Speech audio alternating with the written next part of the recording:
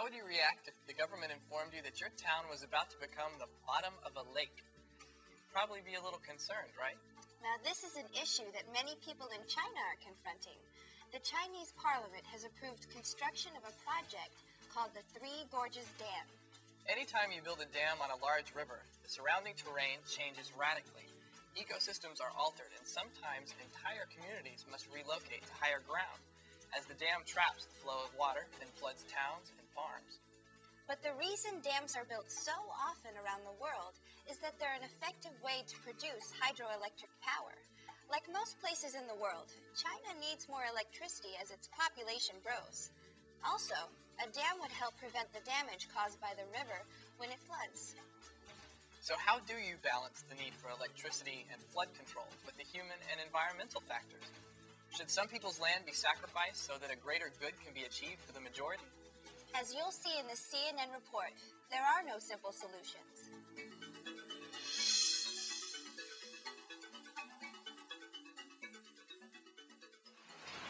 The largest river in Asia looks set to become the site of the largest hydroelectric dam in the world.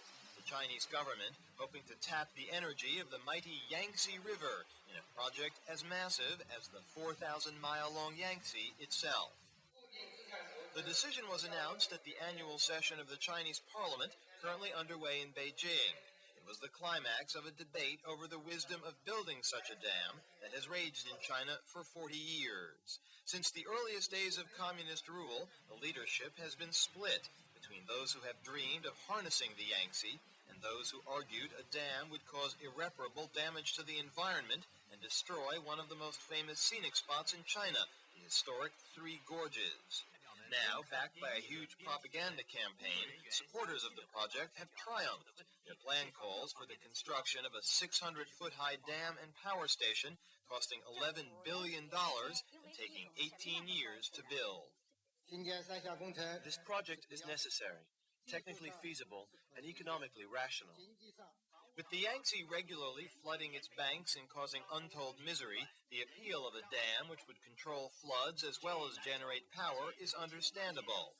But construction will have an immense human cost. Over 1 million people who live along the banks of the river will have to be resettled forcibly if they don't agree to move on their own.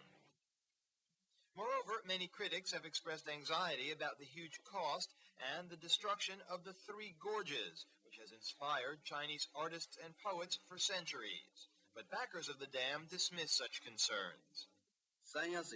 When the Three Gorges project is completed, it will power large areas. More people will support it.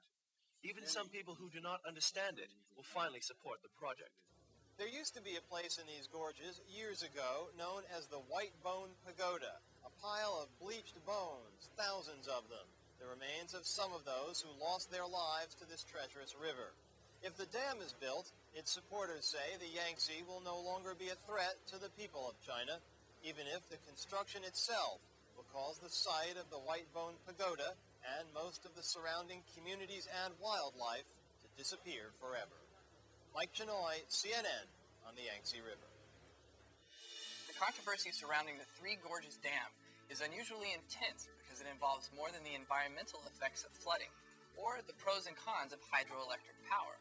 Like any major change to the physical geography, a dam can affect the culture of a region. Even though supporters of the project say that the benefits outweigh the costs, many argue that a piece of Chinese culture will be lost.